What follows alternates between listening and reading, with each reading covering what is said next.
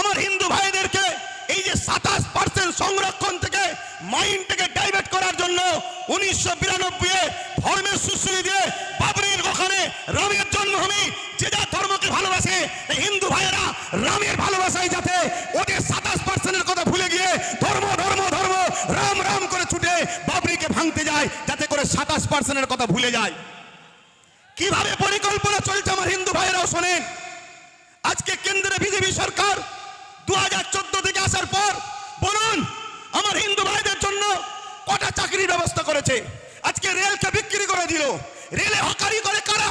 100-এর মধ্যে 95টা হিন্দু ভাইরা। আজকে এলআইসি কে বিক্রি করে দিল, এলআইসি চাকরি করে কারা? 100-এর মধ্যে 100টাই হিন্দু ভাইরা। কেন? এলআইসি সুদ আমাদের জন্য হারাম, মুসলমান করে না। আজকে এয়ারপোর্ট বিক্রি হয়ে গেল, দেশটাকে অর্ধেকের বেশি বিক্রি করে দিয়েছে। কিন্তু এতদিন ধরে পাকিস্তান পাকিস্তান পাকিস্তান দেখি আমার সরল প্রাণ ভারতীয় হিন্দুদের ভোটকে লুটেছে। পাকিস্তান আর খাচ্ছে না, তাই নতুন করে এখন বাংলাদেশ বাংলাদেশ বাংলাদেশ। এটা একটা সাজানো নাটক। মনে রাখবেন আর একটা কথা বলে যাই, 1992টাকে কেন নেওয়া হয়েছিল? কেননা 1979-তে আমার ভারতবর্ষে মন্ডল কমিশনার বলে একটা কমিশন হয়েছিল। যেমন সাচার কমিশন, মন্ডল কমিশন একটা তৈরি হয়েছিল। সেই মন্ডল কমিশনে যারা তৈরি করেছিলেন আমার শ্রদ্ধেয় হিন্দু ভাইয়েরা, দূরে কাছে সোশ্যাল মিডিয়ায় যারা শুনছেন মন দিয়ে শুনবেন। আমি মসজিদ মাদ্রাসার জন্য চিল্লাতে শুধু আসিনি, হ্যাঁ আমার ধর্মের উপরে আঘাত এলে কথা বলবো, সেটা সংবিধানের ভেতরে থেকেই কথা বলবো। তবে কিন্তু জানিয়ে দিই কেন্দ্র জালিম সরকারকে, মনে রেখে দেবে আব্রাহা বাদশা শক্তি নিয়ে, হাতি নিয়ে, ঘোড়া নিয়ে, বিরাট সৈন্য নিয়ে আল্লাহর ঘর কাবাকে মিটাতে এসেছিল। আমার আল্লাহ আবাবিল পাখি পাঠিয়ে আব্রাহা বাদশার নাম নিশানাকে মিটিয়ে দিয়েছে। সময় থাকতে থাকতে কেন্দ্র সরকার পরিবর্তন হও, শুধরে যাও, নাই তোমারও দশা ওই রকম হবে। তুমি যে জায়গায় পাল্লা দিতে যাচ্ছ, তুমি জানো না মহান সৃষ্টিকর্তার পাওয়ার কত? তিনিই তো তোমাকে সৃষ্টি করেছে, আমাকেও বানিয়েছে। মনে রাখবেন নমরুদ যখন খোদার সঙ্গে পাল্লা দিতে গেল, আপনারা সবাই জানেন একটা খোঁড়া মশা পাঠিয়ে নমরুদের রাজ ক্ষমতা শেষ হয়েছে এবং তার নাম নিশানাকে মিটিয়ে দিয়েছে। একটা বিষয় কিন্তু এখানে মজার, আল্লাহ সৃষ্টিকর্তা সবসময় বড় পাওয়ারকে খতম করার জন্য ছোট ছোট মখলুককেই কিন্তু ব্যবহার করেছে, দুনিয়াকে বুঝিয়ে দিয়েছে এদের জন্য আমার ছোট মখলুকই যথেষ্ট। বলুন সুবহানাল্লাহ। তা আমার যেটা বলার উদ্দেশ্য, প্রত্যেকটা হিন্দু ধর্মের বর্ণের ভাষার মানুষকে শ্রদ্ধা জানিয়ে বলছি, আপনারা জানেন 1992 সালে কেন এই বাবরি মসজিদকে শহীদ করা হলো? কেন এই সময়টা টার্গেট করা হলো? 1989, 79 বা 80-তে এই মন্ডল কমিশন প্রকাশ হয়েছিল, যার মধ্যে যারা এই কমিশন করেছিল তিনারা বলতে চেয়েছিল হিন্দু সমাজের মধ্যে যারা পিছকে বর্গের রয়েছে তাদের অবস্থা খুবই খারাপ, তাই তাদের বিকাশের জন্য, তাদের উন্নতির জন্য, তাদের এগিয়ে আসার জন্য সংখ্যা অনুপাতে একটা কোটা তৈরি করতে হবে, 27% সংরক্ষণ দিতে হবে চাকরিতে। কত পার্সেন্ট একটু বলবেন ভাই? 27%। আজকে কেন আকাবের পিছনে লেগেছে ওটাও বলবো। 27% সংরক্ষণ দিতে হবে। 27% সংরক্ষণ কাদের দিতে হবে? হিন্দু সমাজের পিছকে বর্গে যারা রয়েছে সেই শ্রেণীর মানুষকে, যাতে মূল স্রোতে সর্বদিক দিয়ে উঠে আসতে পারে। কিন্তু এই বিষয়টা আরএসএস সংঘ পরিবার পছন্দ করলো না, তাই বড় প্ল্যান মাফিক আমার হিন্দু ভাইদেরকে এই যে 27% সংরক্ষণ থেকে মাইন্ডটাকে ডাইভার্ট করার জন্য 1992 ধর্মের সুশ্রী দিয়ে বাবরির ওখানে রামের জন্মভূমি, যে যা ধর্মকে ভালোবাসে হিন্দু ভাইয়েরা রামের ভালোবাসায় যাতে ওদের 27%-এর কথা ভুলে গিয়ে ধর্ম ধর্ম ধর্ম রাম রাম করে ছুটে বাবরিকে ভাঙতে যায়, যাতে করে 27%-এর কথা ভুলে যায়। কিভাবে পরিকল্পনা চলছে আমার হিন্দু ভাইয়েরাও শোনেন। আজকে কেন্দ্রে বিজেপি সরকার 2014 থেকে আসার পর আমার হিন্দু ভাইদের জন্য কটা চাকরির ব্যবস্থা করেছে। আজকে আজকে রেলকে বিক্রি করে দিল। রেলে হকারি করে কারা? 100-র মধ্যে 95টা হিন্দু ভাইরা। আজকে এলআইসি কে বিক্রি করে দিল। এলআইসি চাকরি করে কারা? 100-র মধ্যে 100টাই হিন্দু ভাইরা। কেন? এলআইসি সুদ আমাদের জন্য হারাম, মুসলমান করে না। আজকে এয়ারপোর্ট বিক্রি হয়ে গেল, দেশটাকে অর্ধেকের বেশি বিক্রি করে দিয়েছে। কিন্তু এতদিন ধরে পাকিস্তান পাকিস্তান পাকিস্তান দেখি আমার সরল প্রাণ ভারতীয় হিন্দুদের ভোটকে লুটেছে। পাকিস্তান আর খাচ্ছে না, তাই নতুন করে এখন বাংলাদেশ বাংলাদেশ বাংলাদেশ, এটা একটা সাজানো নাটক চলছে। আমি হিন্দু ভাইদেরকে শ্রদ্ধার সাথে বলছি, তোমরা আমার ভাই, আমিও তোমাদের ভাই। এদেশ তোমাদের যতটা, এদেশ শিখ পাঞ্জাবি সবার যতটা, তোমার এই ভাইয়ের এদেশে অধিকারও ততটা। আজকে বলুন আমার হিন্দু ভাইরা, দূরে কাছে যেখানে আছেন, আর আপনারাও শুনুন, ভাতৃত্ব তৈরি করুন, মানববন্ধন তৈরি করুন, উত্তম আখলাক তৈরি করুন, উত্তম আদর্শ তৈরি করুন, ধর্ম হৃদয়ে রাখুন। বাইরে আপনি মানুষ, এই মানুষের পরিচয় নিয়ে চলুন। ধর্ম বাইরে নেবেন না। ধর্ম বাজারে ঘোরার জিনিস নয়, ধর্ম মার্কেটে নিলাম করার জিনিস নয়, ধর্মে হই হই করার জিনিস নয়। ধর্ম তো আস্থার জিনিস, ধর্ম তো ভালোবাসার জিনিস, ধর্ম নিলামে তোলার জিনিস নয়, ধর্ম কম্পিটিশনের জিনিস নয়। ধর্ম বাঁচাবার জন্য তরোয়াল অস্ত্র লাগে না। ধর্ম বাঁচাবার জন্য তোমার একটা ভালো মন, ভালো হৃদয় দরকার, যে হৃদয়ে তোমার ধর্মটা বাঁচবে। আজকে বড় দুঃখের সাথে বলতে হয়, ইউক্রেন আর রাশিয়ার যখন লড়াই হচ্ছিল, আমাদের সাহেব, বুঝতে পারছেন তো নাকি, আমাদের সাহেব ওই গুহার মধ্যে ক্যামেরাওয়ালাকে নিয়ে যে নিলাম করে দেখছিলেন, বুঝতে পারছেন না? আমাদের সাহেব ফোন করেছে নাকি ইউক্রেন আর রাশিয়ার যুদ্ধ বন্ধ হয়ে গেছে। সামান্য একটা ছোট্ট দেশ বাংলাদেশ, ও দেশে যদি আমার হিন্দু ভাইদের উপরে জুলুম হয়, তাহলে আপনি কি করছেন? পার্টি করছেন, পিকনিক করছেন, না হালো বিছানার উপরে ঘুমিয়ে আছেন? কেন আপনি বন্ধ করতে পারছেন না? আপনি যদি ইউক্রেন রাশিয়ার যুদ্ধকে বন্ধ করতে পারেন, তাহলে আপনার পাশের দেশ কেন বন্ধ করতে পারছেন না? আমি আর একটা তথ্য বলে যাচ্ছি, আপনাদের ঘরে বলছি এবং আমার হিন্দু ভাইদের ঘরে বলছি। কেন এটা বলতে চাইছি? কেন দেশটাকে বাঁচাতে হবে, দেশটা বাঁচাতে হবে। দেশটা হলো একটা বট গাছ বা একটা যে কোনো গাছ। এই গাছটা বেঁচে থাকবে ততক্ষণ যতক্ষণ এর শিকড়গুলো সুরক্ষিত থাকবে, ঠিক না বেঠিক?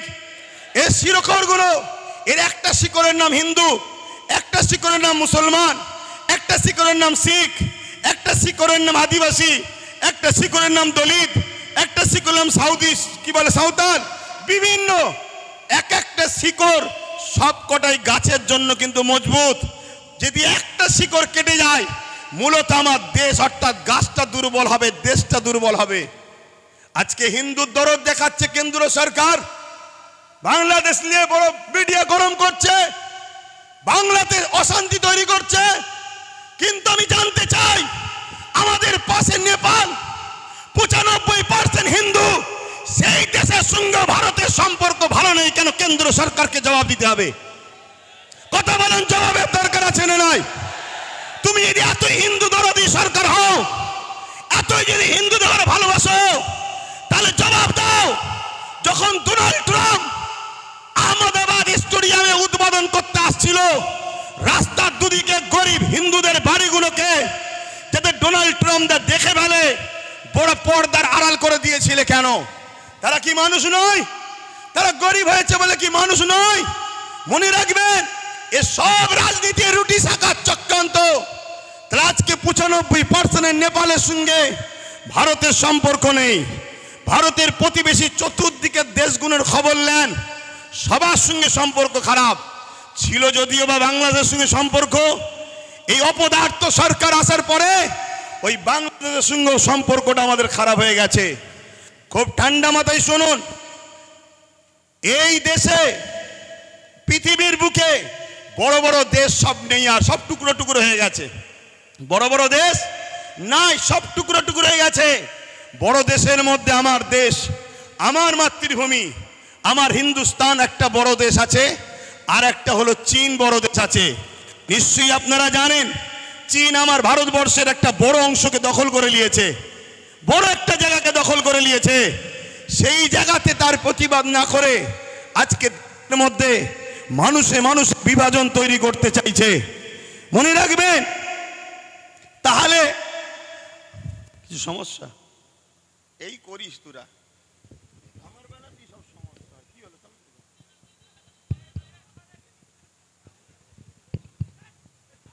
আস্তে আস্তে আস্তে এই ধৈর্য ধরতে হবে। ডিসিপ্লিন সব থেকে বড় জিনিস। এ লড়াই আজকে শেষ নাকি? নিশ্চয়ই আমি আওয়াজ দিচ্ছি, শুনেছেন তো নাকি? হ্যাঁ, আমি এখান থেকে প্রকাশ্য বলে যাচ্ছি, এতে আমার হিন্দু ভাইয়েরা ভুল বুঝলে কিছু করার নেই। বাবরি মসজিদ ছিল, আছে, থাকবে। বাবরি মসজিদকে নতুন করে আমরা তৈরি করব, বলুন ইনশাল্লাহ, বলুন ইনশাল্লাহ। তবে বাবরি মসজিদ তৈরি করতে গিয়ে রাম মন্দির ভাঙতে লাগবে নাকি? না। কেন লাগবে না? যেখানে বাবরি মসজিদ ছিল ওখানে ফাঁকা আছে, ওখানে রাম মন্দির করেনি। এ তো বোকা বানিয়েছে আমার হিন্দু ভাইদের করে। শ্রদ্ধার সাথে বলছি ভাই, দুশ্মনের নজরে আমায় দেখুনি। কেন? আমি ফ্রিডম ফাইটার পীর আবু বকর সিদ্দিকীর চতুর্থ প্রজন্ম, যিনি গান্ধীবাবুর সাথে কি বলে আশফাকুল্লাহ খানের সাথে, নেতাজির সাথে, ঈশ্বরচন্দ্র বিদ্যাসাগর, রবীন্দ্রনাথ টেগরের সাথে এক পিরিয়ডে বসে ব্রিটিশ তাড়াবার জন্য যারা লড়াই করেছিল, সেই পরিবারের সন্তান আমি। মনে রাখবেন আমি কি কথা বলছিলাম? এই সব বিচখানে ডিস্টার্ব হয়ে গেলে। হ্যাঁ, কি কথা বলছিলাম? হ্যাঁ, চীন চাইছে ভারতকে টুকরো টুকরো করার। এদিকে পাকিস্তানও আছে, এও চাইছে ভারতকে, বলুন, টুকরো টুকরো করার। আর সেই টুকরো টুকরো করার ফাঁদে বা ইচ্ছা করে আমার কেন্দ্র সরকার কিন্তু সেই রাস্তায় নিয়ে যাচ্ছে দেশকে। আমাদের মধ্যে ঐক্য না তৈরি করে, আমাদের মধ্যে ভ্রাতৃত্ব না তৈরি করে, আমাদের মধ্যে মিলবন্ধন না তৈরি করে, শুধু একটাই আওয়াজ তুলছে, যেটা আমার বাইজিদ আমিন ভাই বলছিল, পুরো দেশ জুড়ে হিন্দু খাতরে মে হ্যায়। আগামী 30-এ, আগামী 40-এ মুসলমান এই হয়ে যাবে, মুসলমান ওই হয়ে যাবে, হিন্দু থাকতে পারবে না, এ থাকতে পারবে না। শুধু বলছে হিন্দু খাতরে মে হ্যায়। শুনুন আমার হিন্দু ভাইরা, দেশের প্রধানমন্ত্রী হিন্দু, স্বরাষ্ট্রমন্ত্রী হিন্দু, রাষ্ট্রপতি হিন্দু, প্রত্যেকটা রাজ্যের CM Hindu, DM Hindu, BDO Hindu, জজ কোর্টের মেন যারা বিচারপতি তারাও হিন্দু, সেনাপ্রধান হিন্দু, সব জায়গায় হিন্দু থাকার পরেও যদি হিন্দু খাতরে হয়, হিন্দু ভাইদের আন্দোলন করা দরকার। তোদের মতো হিন্দুকে রেখে লাভ নাই। দেশের প্রধানমন্ত্রী গুলো মুসলমানকে করবো আমরা। সব জায়গায় তোরা, সব জায়গায় তোরা, তারপরে বলছে আমরা খাতরাই। তোদের মতো হিন্দু প্রধানমন্ত্রী দরকার নেই, তোদের মতো হিন্দু স্বরাষ্ট্রমন্ত্রী দরকার নেই। আমরা দরকার এপিজে আব্দুল কালামের মতো মুসলমানকে প্রধানমন্ত্রী তৈরি করব, মৌলানা আব্দুল কালামের মতো প্রত্যেকটা রাজ্যে সিএম বানাবো। এটা আমার হিন্দু ভাইদের, মুসলিম ভাইদের, সবাই আমার দেশকে বাঁচাবার জন্য আওয়াজ তোলা দরকার আছে না নাই? শুধুমাত্র একটা ড্রামা, শুধু একটা নাটক, একটা তো কিছু খোরাক দরকার। 26-এ ভোট আসছে, খোরাক তো দরকার। সেই খোরাকের নতুন খোরাক কি না, ওয়াকফকে আমি 2024 ওয়াকফ অ্যাক্ট সংশোধন করব। কি জন্যে করবেন না, মুসলমানরা বড় বিপদে আছে, ওদের ওয়াকফলে বড় সমস্যা হচ্ছে। আপনি ঠিক বলেছেন, এই পর্যন্ত শুনছেন তো, এ পর্যন্ত আপনি ঠিক বলেছেন, কিন্তু আপনার ঠিক কথার মধ্যে নিয়তটা কিন্তু ভালো নাই। আপনার নিয়ত ভালো নয়। আপনার নিয়ত কি? ওয়াকফ সংরক্ষণের নামে পীর আব্বাস আলী গোরাচাঁদ রহমাহুল্লাহ হুজুর, যিনি এখানে লোহা তারেতে, লোহা বেড়াতে, জানেন না, চাপা ফুল দিয়েছিলেন, তাই এটা চাপা তলা। কথা বুঝে আসছে? সেই পীর বেড়া চাপা, বেড়া চাপা মানে বেড়ার ওপরে চাপা ফুল, বেড়া চাপা। সেই পীর আব্বাস আলী গোরাচাঁদ রহমাহুল্লাহ, তিনার 900 বিঘের ওপরে জায়গা ছিল। 77 বছর ধরে যত হুকুমত আমার পশ্চিমবাংলায় এসেছে, দুঃখ নেবেন না, সত্যটাকে একটু জানুন, তারপরে পছন্দ হয় নেবেন, না পছন্দ হয় না নেবেন। কিন্তু শোনার আগেই কেন খেপে যাচ্ছেন? 900 বিঘে জায়গাকে 77 বছর ধরে একটু